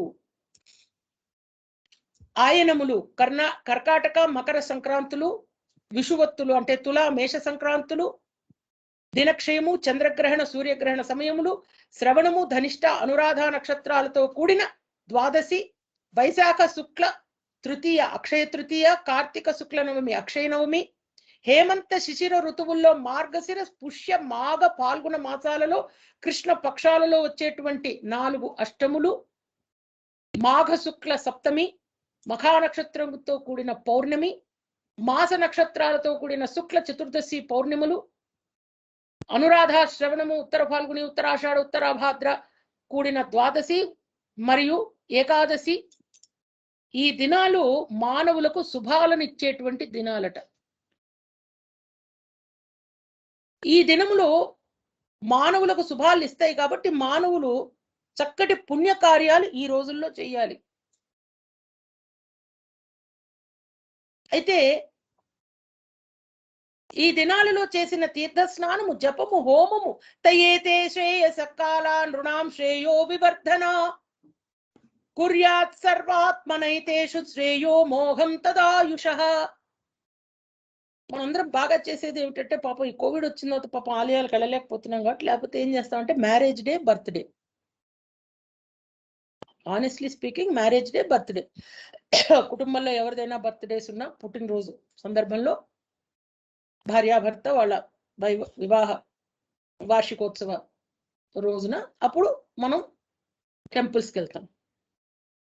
తర్వాత ఉగాది పండుగలు, తర్వాత ఇప్పుడైనా అప్పుడప్పుడు. నిరంతరం చేయడం అంటే ఇదే కార్యక్రమంలో కూర్చుని ఇదే చేసుకుంటూ కాదు. ఆ రోజుల్లో ఏదో దానానికి, ధర్మానికి ఒక చిన్న యజ్ఞం, చిన్న వ్రతం, ఏదైతే చక్కటి రోజులను భాగవతంలో మనం తెలుసుకుంటున్నామో, పౌర్ణమి ప్రారంభిద్దాం. పౌర్ణమి రోజున ప్రతి పౌర్ణమి, ప్రతి ఏకాదశి పాటించడం. పౌర్ణమి రోజున చక్కగా సహస్రనామం సహితమైనటువంటి ఒక చిన్న పూజలాగా, వ్రతంలాగా చేసుకోవడం. సత్యనారాయణ వ్రతం చేసుకోగలిగిన వారు మన ఇంట్లో కూడా సత్యనారాయణ వ్రతం చేసేసుకోవచ్చు. దానికి బ్రాహ్మణ్ణి పిలిచే అక్కర్లేదు. మనం చిన్నగా పుస్తకం పెట్టుకుని అన్ని పదార్థాలు తెచ్చుకుని మనం చక్కగా కూర్చుని చేసుకోవచ్చు. ఈ దినాలలో ఈ యొక్క కార్యక్రమాలన్నీ చేసుకుంటూ ఉంటే అక్షయ ఫలితాలను ఇస్తుందటది. ఇంకా ఆయన అంటున్నాడు నారదుల వారు, ధర్మరాజా, భార్యకు చేసే పుంసవనము, సంతానానికి చేయు జాతకర్మ, గృహస్థులు తాను చేసుకును యజ్ఞోపవీత ధారణ మొదలైన సంస్కార కార్యక్రమాలు, ప్రేత కార్యక్రమాలు, ఇతరమైన వాటన్నిటిలోనూ కూడా దాన ధర్మాలు అనేటువంటివి చాలా ప్రముఖము. దానం చేయడం ప్రాక్టీస్ చేయాలి ఫస్ట్. అసలు అంటే మనకున్న దాన్ని ఇతరులతో పంచుకోవడం, ఇతరులకు ఇవ్వడం. అదదేశాన్ ప్రవక్ష్యామి ధర్మాదిశ్రేయ ఆవహాన్ సవై పుణ్యతమో దేశ సత్పాత్రం ఎత్ర లభ్యతే. ధర్మము మొదలగు శ్రేయస్సును కలిగించినట్టు స్థానాల గురించి చెప్తానని చెప్తున్నాడు ఆయన. ఏ దేశం ఉత్తమమైన దేశము? అసలు ఈ లెక్కను చూసుకుంటే ఏ దేశం ఉత్తమమైంది లేదు. ఇప్పుడు ఆయన చెప్పిన ఒక యార్డ్ స్టిక్ బట్టి చూస్తే బెంచ్ మార్క్, సజ్జనుడు నివసించుచుండెడి దేశమే అన్నిటికంటే పవిత్రమైనది. ఎక్కడో ఒకడు ఉండుంటాడు కదా పవిత్ర దేశం అంటే. ఒకరైతే ఉంటారుగా ఎక్కడో అక్కడ. 130 కోట్ల జనాభాలో ఏ ఒక్కడైనా పుణ్యాత్ముడు ఉండడా? సకల చరాచర జగత్తునందు నిలిచి ఉన్న పరమాత్ముని ప్రతిమ గల దేశము, తపస్సు, విద్య, దయా మొదలగు గుణములు గల బ్రాహ్మణ పరివారములు నివసించు దేశము, భగవంతుని అర్చనలు నిరంతరం ఎత్ర గంగాదయో నద్య పురాణేషు చ విశ్రుతాః సరాంసి పుష్కరాదీని క్షేత్రాన్యర్హాశ్రితాన్యుత. ప్రసిద్ధమైన గంగా మొదలైన నదులు ప్రవహించే దేశము మిక్కిలి పవిత్రమైనది మన దేశం. అందుకే భారతదేశం పుణ్యభూమి, కర్మభూమి, పరమ పావనమైన ప్రాంతం. పుష్కరాది సరోవరాలు, సిద్ధ పురుషులు సేవించు క్షేత్రాలు కురుక్షేత్రం, గయ, ప్రయాగ, వారణాసి, మధుపురి, పంపా, బిందు సరస్వతదా.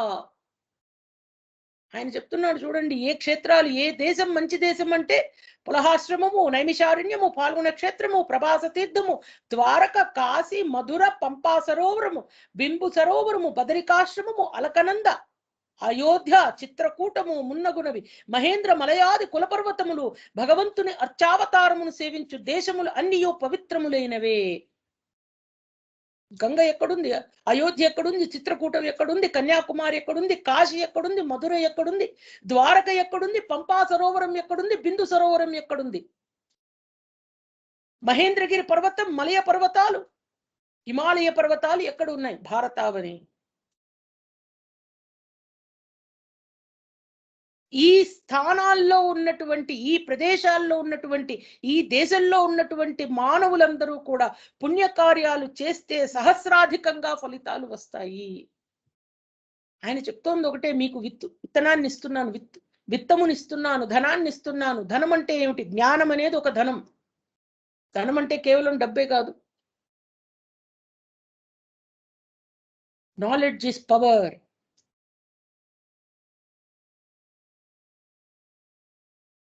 They are very powerful people అండి. ఎప్పుడైనా కూడా బాగా చదువుకున్న వ్యక్తి, హైలీ ఇంటెలిజెంట్, అమర్ ప్రభు ఉన్నారనుకోండి, ధనం పక్కన పెడతాం. ధనం ఎంత ఉంది అది పక్కన పెట్టేద్దాం. జ్ఞానం, చాలా జ్ఞాన సంపద ఉంది, ఈజ్ హైలీ పవర్ఫుల్ అని ఎక్కడైనా విన్నామా మనం? ఏం మాతాజీ, అరుంధతి మాతాజీ?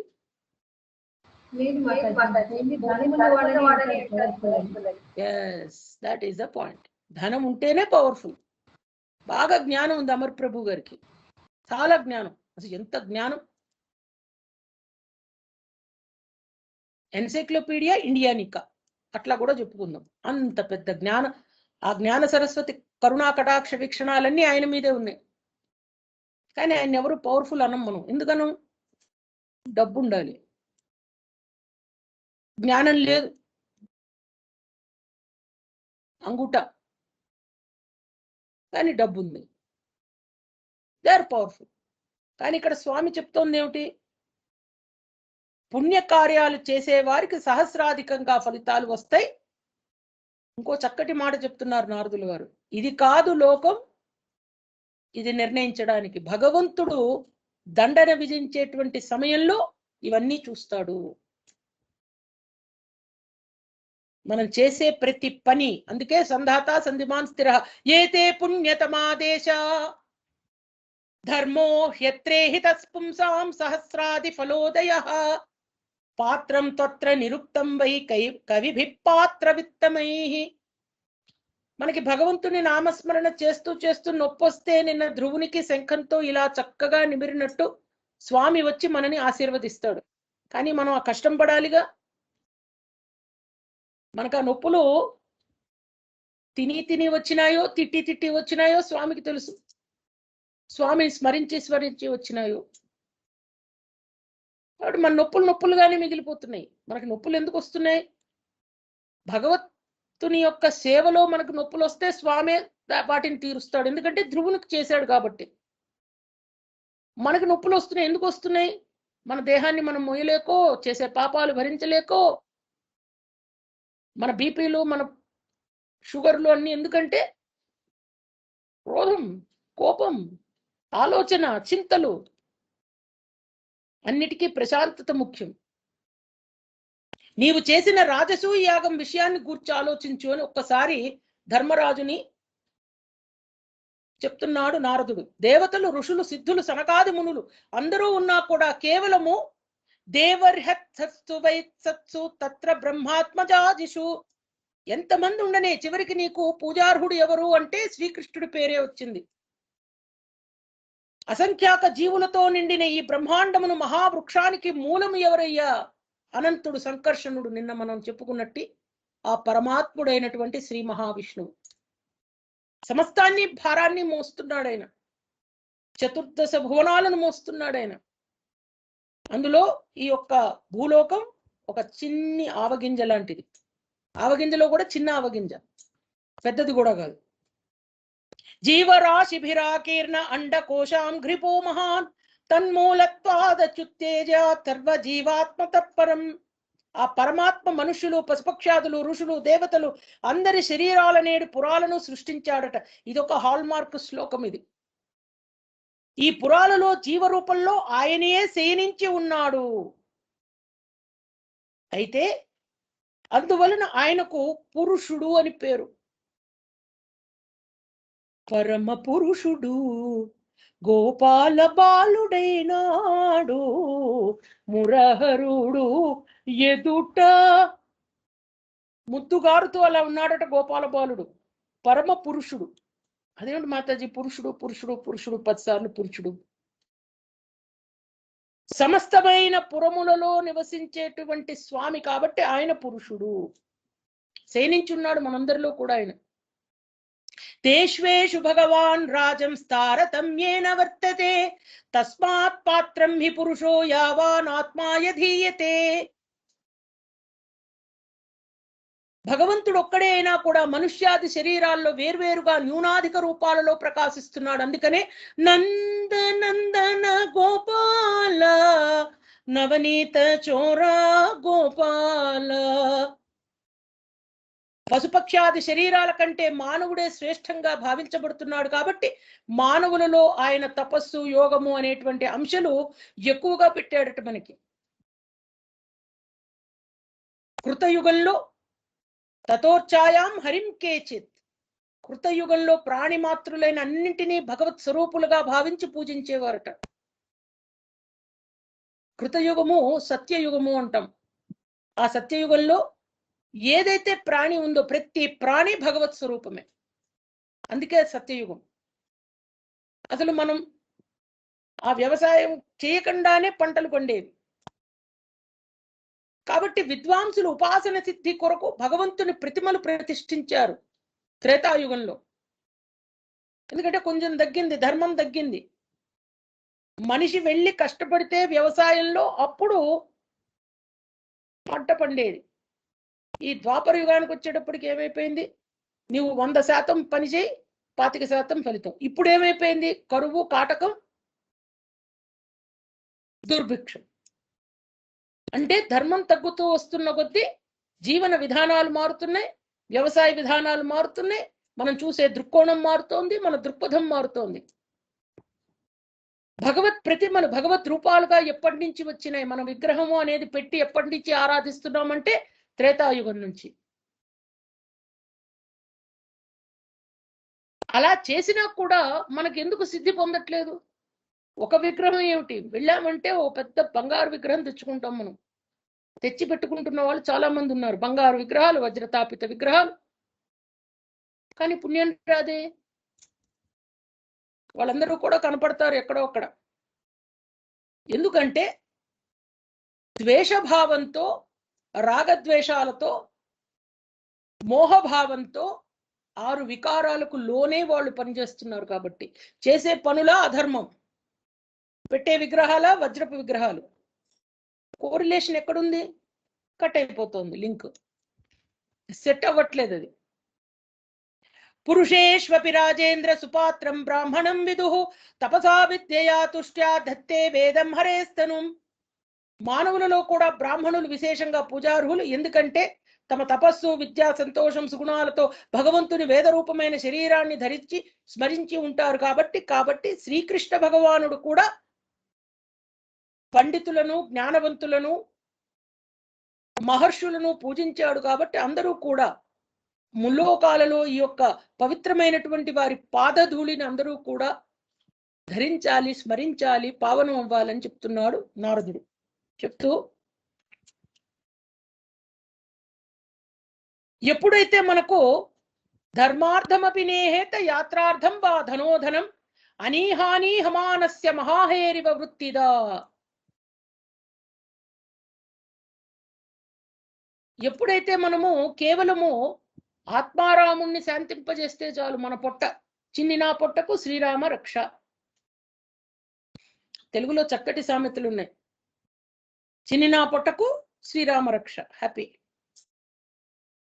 కాబట్టి ఏం చేయక్కర్లేదు, నా పొట్ట బాగుంటే చాలు, నా కుటుంబం నాకు బాగుంటే చాలు, చలో మొత్తం ఏం జరిగితే జరగని. ఆత్మారాముడే నిష్క్రియా పర్వతం వలన సంతోషించు వానికి కలుగు సుఖం పెక్కు కోరికలతో లోభియే ధనమునకై అటు ఇటు పరుగులు తీరు వానికి భగవంతుని యొక్క సాక్షాత్కారం లభించదు. మనం ఏం తెలియకుండానే నరకానికి వెళ్ళిపోతాం మాతాజీ. అసలు ఇవన్నీ ఎట్లా మాతాజీ? ఎస్, ప్రతి మాట పాటించాల్సిందే. కామక్రోధ లోభ మోహ మద మాత్సర్యాలు వదులుకోవాల్సిందే. కన్వీనియంట్ గా కొన్నిసార్లు మనకి పనికొచ్చేవి, కన్వీనియంట్ గా కొన్నిసార్లు పనికిరావంటే స్వామి దగ్గర ఆ ఇఫ్స్ అండ్ బట్స్ లాజిక్ ఇవన్నీ ఏమీ పనిచేయవు. నిర్మలమైన మనస్సుతో ఉంటామా స్వామి మనకు చక్కటి ఫలితాలు ఇస్తారు. ధర్మానికి అధర్మానికి శాఖల గురించి చెప్పారు. మనం ఇప్పటి వరకు సంసార వృక్షం తెలుసుకున్నాం. అసలు సంసార వృక్షంలో ఉండే పక్షుల పేర్లు ఏమిటి చెప్పండి? అమ్మయ్యా, మర్చిపోయి ఉంటారు అందరూ. సంసార వృక్షంలో పక్షులు, మనం అసలు సంసార వృక్షం అని తెలుసుకున్నాం. ఆ పక్షుల పేర్లు ఏమిటి? బండి శ్రీనివాసులు ప్రభు గారు. హరే కృష్ణ మాతాజీ. హరిబోల్ ప్రభు. జీవుడు పరమాత్మ మాతాజీ. ఎస్. దాంట్లో ఉండే శాఖలు ఏమిటి? ఉత్తమం. కొమ్మలు మాతాజీ. అమ్మా, రెమ్మలు కొమ్మలు. అదే రెమ్మలు కొమ్మలే. ఏమిటవి? శాఖలు ఏమిటి? సంసార వృక్షంలో శాఖలు. కాండలేమిటి? Very nice. ఇవాళ అందరూ దొరికిపోయారు నాకు. Very good, very nice. Sangeeta మాతాజీ. హరే కృష్ణ మాతాజీ. కర్మలు మాతాజీ. కర్మలు శాఖలు, మనం చేసే కర్మ. ఓకే, ఇంకెవరైనా చెప్తారేమో చూద్దాం. వనజ కునూరు మాతాజీ చెప్పండి. వనజ కునూరు. అసలు సంసార వృక్షం గురించి కరెక్ట్ గా పై టాప్ టు బాటం చెప్పేవాళ్ళు ఎవరు? హరే కృష్ణ మాతాజీ చెప్తాను. చెప్పండి. విత్తనాలు పుణ్యం పాపం మాతాజీ. వేళ్ళు వేల కొలది వాసనలు, వందల కొలది వాసనలు. కాండం సత్వరజ స్తమ గుణాలు మాతాజీ. కొమ్మలు పంచమహాభూతాలు. చిన్న కొమ్మలు శబ్దరస జ్ఞాన కర్మ రూపాలు, తన్మాత్రలు. పంచతన్మ. శాఖలు జ్ఞానేంద్రియాలు కర్మేంద్రియాలు. గూడు జీవుడు ఈశ్వరుడు కూర్చుండే హృదయం మాతాజీ. బెరడ్లేమో వాత పిత్త శ్లేష్మాలు. ఫలాలు మోక్షము భగము ఫలాలు. Very good, very good. Hare Krishna. ధన్యవాదాలు తల్లి. శశికిరణ్ మాతాజీ, మీరు ఇంకా ఏమైనా యాడ్ చేసేది ఉందా? ఎస్ మాతాజీ చెప్పండి. నేను ఇవే చెప్పాలనే నేను చేశాను. మళ్ళీ చెప్పండి. సంసార వృక్షానికి రెండు పక్షులు అన్నారు కదా మాతాజీ. అది విత్తనాలు, పాపం పుణ్యం అనేది పక్షులు, జీవుడు పరమాత్మ. మీరు నన్ను ప్రశ్న వేస్తున్నారా జవాబు చెప్తున్నారా? నాకు అది అర్థం కావట్లేదు. పైన చెట్టు కొమ్మ నుంచి ఆకు పై నుంచి కింద వేళ్ల వరకు మొత్తం అందరూ చెప్పండి ఒక్కసారి. సంసార వృక్షం గురించి చెప్పండి. రెండు విత్తనాలు పాపం పుణ్యం మాతాజీ. వేళ్ళు విషయవాసనలు, కాండలు సత్వ రజస్తమో గుణాలు మాతాజీ. కొమ్మలు పంచ మహాభూతాలు, 5 రసాలు శబ్ద రస గంధ స్పర్శ రూప, 11 శాఖలు జ్ఞానేంద్రియాలు కర్మేంద్రియాలు మనసుతో కలిసి. హృదయం ఒక గూడు వంటిది. అష్టదళ పద్మం గురించి చెప్పింది మాతాజీ. రెండు వాత పిత్త శ్లేష్మాలు మాతాజీ. ఫలాలు భోగం మోక్షం. ప్రకృతి కర్మ దేహం గురించి ఆలోచించి చేసేది భోగం అని రాసుకున్నాను మాతాజీ నేను. నివృత్తి ఫలం అనేది ముక్తి, భగవంతుని చింతనతో చేసేదాన్ని ముక్తి అని రాసుకున్నాను. వెరీ హరే కృష్ణ. వనజ మాతాజీ, శశికిరణ్ మాతాజీ బాగానే చెప్పారు. ఇప్పుడు సంసార వృక్షం కరెక్ట్ గా చెప్పేందుకు డిఎస్ఎస్ కుమారి మాతాజీ. ఈ సంసార వృక్షాన్ని భగవద్భక్తితో జ్ఞానం అనే ఖడ్గంతో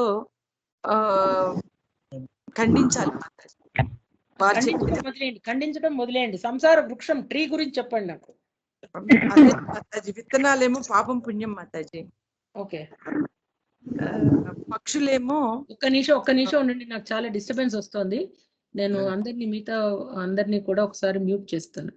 ఎందుకంటే మీరు చెప్పండి ఇప్పుడు. అదే మాతాజీ. ఇప్పుడు పాపం పుణ్యం విత్తనాలు మాతాజీ. బెరడులేమో ఇవి మాతాజీ వాత పిత్త అయ్యి వాత పిత్త శ్లేష్మాలో ఇవ్వంటారు మాతాజీ. అవి మాతాజీ దీని బెరడు పంచభూత. చెప్పండి చెప్పండి చెప్పండి. చెప్పలేకపోతున్నాను మాతాజీ నేను. Okay okay, no worries. Srivani mataji చెప్పండి అమ్మా. హరే కృష్ణ మాతాజీ. ఎస్. సంసార వృక్షం యొక్క వేళ్ళు విషయవాసనలు కోరికలు అనే దాంతో ఉన్నది. దాని నుంచి వచ్చినటువంటి కాండము సంసార వృక్షము సత్వ రజస్తమో గుణాలు వీటితోని కాండం ఏర్పడింది. దాని మీద ఉన్నటువంటి బెరడు వాత పిత్త శ్లేష్మాలతోని ఏర్పడింది. దాని నుండి 5 కొమ్మలు ఉన్నాయి, ముఖ్యమైనటువంటి కొమ్మలు. చెప్పండి నిదానంగా, ఒక్కొక్కటి నిదానంగా చెప్పండి. హరే కృష్ణ. అందరికీ ఒక రివిజన్ లాగా. హరే కృష్ణ. సంసార వృక్షం అనే దాని యొక్క వేళ్ళు విషయ వాసనలు మరియు కోరికలతో ఏర్పడ్డాయి. అక్కడ నుండి మొలిచినటువంటి సంసార వృక్షం యొక్క కాండము సత్వ రజ స్తమో గుణాలతోని బుద్ధికి సంబంధించినదై ఏర్పడింది. దాని మీద ఉన్నటువంటి చెట్టు బెరడు వాత పిత్త శ్లేష్మాలతో ఏర్పడింది. అక్కడ నుండి వచ్చినటువంటి 5 కొమ్మలు పంచభూతములు. ఇవి శబ్ద స్పర్శ రూప రస గంధములు అనేటటువంటి రసాలతోని కూడా కూడుకొని ఉన్నటువంటి పంచభూతాలతో కూడుకొని ఉన్నాయి. దీని నుంచి చిన్న శాఖలుగా 11 ఇంద్రియాలు, కర్మేంద్రియాలు, జ్ఞానేంద్రియాలు మరియు మనస్సుతో కూడుకున్నటువంటి 11 శాఖలు వచ్చినాయి. ఈ శాఖలకు కాసినటువంటి 2 పండ్లు, ఒకటి ప్రవృత్తి, రెండవది నివృత్తి. ప్రవృత్తి నుండి భోగము, నివృత్తి నుండి ముక్తి లభిస్తాయి. అలాగే దాని మీద హృదయ ఒక కమలము వంటి గూడు లాంటిది కమలము ఉన్నది. దానిలో దాని దగ్గర 2 పిట్టలు ఉంటాయి, 2 పక్షులు, ఒకటి ఆత్మ మరి ఒకటి పరమాత్మ. హృదయం అనేటటువంటి కమలంలో అవి 2 పక్షులు కూడా ఉంటాయి. ఇది సంసార వృక్షంగా చెప్పబడుతున్నది. హరే కృష్ణ. హరే కృష్ణ. ధన్యవాదాలు. వనజ మాతాజీ. హరే కృష్ణ. మీరు చెప్పింది ఇదేగా? అదే Mataji. Same. Very good. Thank you. ధన్యవాదాలు. ధన్యవాదాలు. సో సంసార వృక్షము అనేది అడగగానే టక్కుని చెప్పినందుకు అందరు మాతాజీలకు, ముఖ్యంగా కరెక్ట్ గా చెప్పినందుకు వనజ మాతాజీ, శ్రీవాణి మాతాజీలకు నా యొక్క నమస్కారాలు తెలియచేసుకుంటూ, వ్యాస మహర్షి సూక్తి ఒకటి ఉంది, నిన్ను నీవు ఎరుంగుము. వెరీ నైస్ సూక్తి అది. నిన్ను నీవు తెలుసుకో. మనని మనం తెలుసుకోవాలంటే ముందు సంసార వృక్షం తెలుసుకోవాలి. అది తెలుసుకోవడమే నిన్ను నువ్వు ఎరుంగుము. యస్య సాక్షాత్ భగవతి జ్ఞాన దీప ప్రదే గౌరవ్ మర్చాసద్ధి శృతం తస్య సర్వం కుంజర శౌచవత్. ఈ రోజు సెషన్ ని ఈ శ్లోకంతో ఎండ్ చేస్తున్నా. ఈ శ్లోకం అర్థం ఏమిటంటే, హృదయమునందు జ్ఞానమనేది దీపాన్ని వెలిగించు గురుదేవుడు సాక్షాత్తుగా భగవంతుడే. నారదుడు ధర్మరాజుతో చెప్తున్నారు. అట్టి గురువును సామాన్య మానవునిగా భావించేటువంటి బుద్ధిహీనుడు చేసేటువంటి శాస్త్ర శ్రవణము అంతా కూడా గజ స్నానము వలె వ్యర్థమగును. అంటే మన గురువులు ఎవరైతే ఉంటారో వాళ్ళంతా కూడా సాక్షాత్తు భగవంతులే. జ్ఞానాన్ని ఇచ్చేటువంటి గురువు, హృదయంలో జ్ఞానం అనేటువంటి దీపాన్ని వెలిగించేటువంటి గురువు. ఎవరైతే శాస్త్రం వింటూ కూడా, శాస్త్ర శ్రవణము చేస్తూ కూడా ఆ గురువును సామాన్య మానవుడు ఏముందిలే చాగంటి, ఏముందిలే ఎప్పుడైతే అటువంటి అనే భావము లేదా హేళన భావము, అపహాస్యం చేసే భావము, శంకరాచార్యులు మనకు తెలియని దానికి మనం మాట్లాడకూడదు, తెలిసిన దానికి గౌరవించాలి. 2 పద్ధతులు ఉన్నాయి. తెలిసి తెలియకుండా ఉండే పద్ధతి లేదు. అందుకని మత్తా సిద్ధి శృతం తస్య సర్వం కుంజర సౌతవత్. కుంజరము అంటే ఏనుగు. ఏనుగు స్నానం ఎలా చేస్తుంది? What is the speciality of elephant bath? చెప్పండి శ్రీవాణి మాతాజీ. ఏనుగు స్నానానికి ఉన్న గొప్పతనం ఏమిటి? పిఎన్వి శ్రీవాణి మాతాజీ. హరే కృష్ణ మాతాజీ. ఎస్. ఏనుగు మొత్తం స్నానం చేసిన తర్వాత మళ్ళీ ఒడ్డుకెళ్ళి ఇసుక మట్టి పోసుకుంటుంది మాతాజీ దాని మీద క్లీన్ గా అయిన తర్వాత. కరెక్ట్. అంటే మనం ఎంత పరిశుద్ధంగా ఎంత బాగా విన్నా కూడా మన జ్ఞానం ఇచ్చినటువంటి గురువును మనం తక్కువగా చూసినప్పుడు అది గజ స్నానం లాగా వ్యర్థమేనని దీని యొక్క. హరే కృష్ణ. కాబట్టి అది ఇంకొక విధంగా కూడా తీసుకోవచ్చు. గురువుని హేళన చేయడమే, గురువు చెప్పిన మాట వినకపోవడం కూడా హేళనే, అది కూడా గజ స్నానమే. మళ్ళీ నీళ్ళల్లోకి వెళ్ళి నీళ్లు పోసుకోవడం, ఒడ్డునికి వచ్చి మట్టేసుకోవడం, నీళ్ళలోకి వెళ్ళి నీళ్లు పోసుకోవడం, ఒడ్డులోకి వచ్చి మట్టేసుకోవడం. సో 2 కాన్సెప్ట్స్ కూడా వేస్ట్. అందుకని యస్య సాక్షాత్ భగవతి జ్ఞాన దీప ప్రదే గురవు మత్యాసద్ధి శృతం తస్య సర్వం కుంజర శౌచవత్. ఇటువంటి ఎన్నో ఆణిముత్యాలు, అమృతధారలు, రసగుళికలు, చక్కెర గుళికలు అన్నీ కూడా మన పురాణాల్లో సనాతన ధర్మంలో నిమిడీకృతమై ఉన్నాయి. అటువంటి వాటిని తెలుసుకునేటువంటి అదృష్టం మానవ రూపం ఇచ్చి మానవ జన్మనిచ్చి మనందరినీ తెలుసుకునేటువంటి ఆ యొక్క భగవంతుడికి మన యొక్క నమస్కారాలు తెలియచేసుకుంటూ, నందనందన గోపాల నవనీత చోర గోపాల యదువంశ తిలక గోపాల యశోదానందన గోపాల. సనాతన ధర్మం గురించి తెలుసుకోవడానికి జగద్గురువైన శ్రీకృష్ణుని కృపతో మనమంతా డాక్టర్ భవానీ మాతాజీ గారి ప్రవచనాలు విందాము. హరే కృష్ణ. మా ఛానల్ని సబ్స్క్రైబ్ చేయండి, లైక్ చేయండి, షేర్ చేయండి, కామెంట్ చేయండి. హరే కృష్ణ. శ్రీరామ్ జయ రామ్ జయ జయ రామ్, శ్రీరామ్ జయ రామ్ జయ జయ రామ్.